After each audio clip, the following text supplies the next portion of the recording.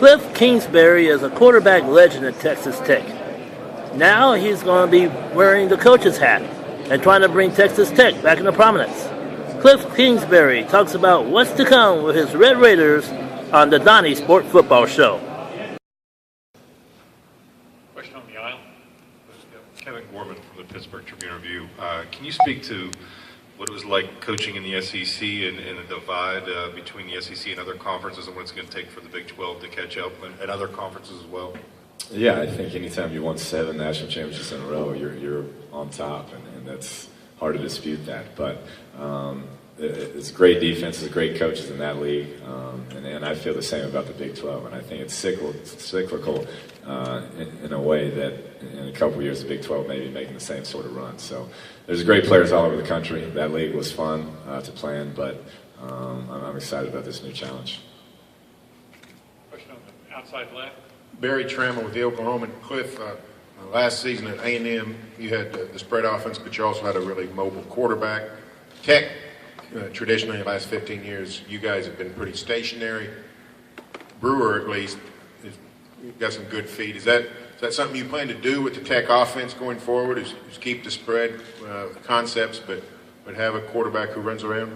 We're big on having a QB that can extend plays, and it doesn't have to mean rushing yards always. You know, at Houston we had Case Keenum who had great feet, and he could keep a play alive by getting out of the pocket, finding his receivers downfield. So we definitely want a guy who can move and escape the pocket and keep things, really extend the play down the field. Question on the rear left. Casey Kieran, K-Texas in Abilene. Can you talk about Clayton Nicholas? And I know you just said you like a guy who can use his feet. He's not really known for that. What can he do over these next couple of years to fit himself into your philosophy? Yeah, Clayton did a good job at the end of the spring picking up the system, and I thought he performed really well in our spring game, and he probably has the strongest arm, one of the stronger arms I've been around. So he's more athletic than you'd think, and he really has come on strong lately. So it'll be interesting to see how he does starting fall camp. Got a question in the middle, about halfway back. This is Jimmy Birch, Fort Worth Star-Telegram. Kliff, obviously you've taken a job at your alma mater where you had great success as a player. What, in your mind, are some of the biggest challenges with living up to what you did there as a player and then trying to replicate that level of success as a coach going forward?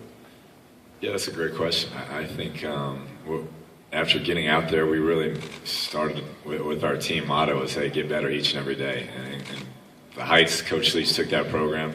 I mean, those are hard to repeat. I mean, that's something that had never been done out there.